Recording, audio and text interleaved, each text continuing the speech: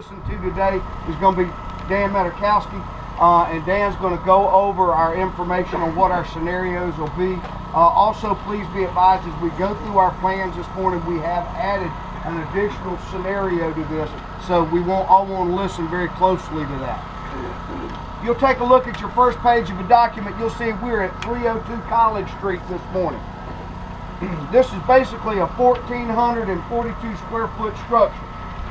It's had the roof completely OSB'd on the top to tighten it up, but other than that, it's pretty much a wood frame construction with sheetrock and OSB paneling inside. It's set up to do 3 scenarios. You go to your next page, and what you'll see is kind of a lot layout, or a parcel diagram. Our exposure this morning is going to be 310 College. It'll be on the B-side exposure. It is about 60 foot away.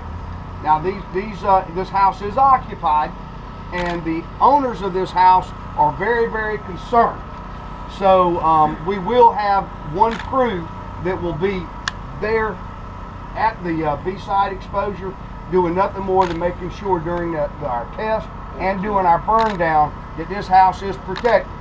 As a note, we did a very good job Saturday of protecting the CD corner of 489.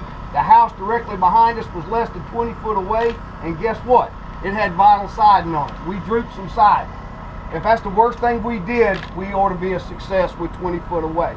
But today, I don't want to melt or do any damage to that house. So whoever's put on that exposure duty, please just do regard there. We'll go to our next page, and you'll see the floor plan of what we're dealing with. Here's our floor plan. Basically a 7-room house. It's in pretty good shape. Also, as a safety note, and we will be doing an attic test today for our last burn, there's some heavy furniture upstairs in the attic, which would be directly over the hallway and the attic stairway. So we want to be very, very careful. We're not going inside anyways, but the reason that I make that out is if you hear something go kaboom, kaboom, dropping from the attic to the first floor, it's okay. We know there's some heavy fire load up there. Captain Lee has done a good job of setting up our equipment, but I want to make sure something. Who's my Spartanburg attack engine this morning? Okay, which number? 641? Huh? 621. Okay, the supply engine should be, am I right, is at North Spartanburg? Is that correct? Roebuck is the second. Okay. All right. I knew they were taking care of that. I'm just making sure we got it right. The all position where the map shows, right? So we know who's pulling primary and secondary water. Our primary water should be coming from the intersection of Brawley and College.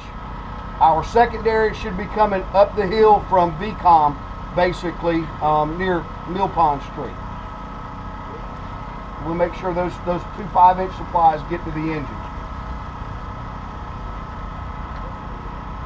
You'll go to your water supply page. There's nobody going inside of this structure. Nobody is going inside. Therefore, we are not worried about maximum water supply needed. We're not putting anybody in it. What's going to happen to this house at the end of the day? We are going to burn it down. What I am concerned about is my total gallon per minute fire flow, specifically with that exposure. So we're at 750 gallons a minute. Both hydrants we will be using are blue top, so I'm not concerned. Well, secondary is blue top, primary is green top, but I'm not worried about it. We're in excess of 2,500 gallons a minute. We should be fine.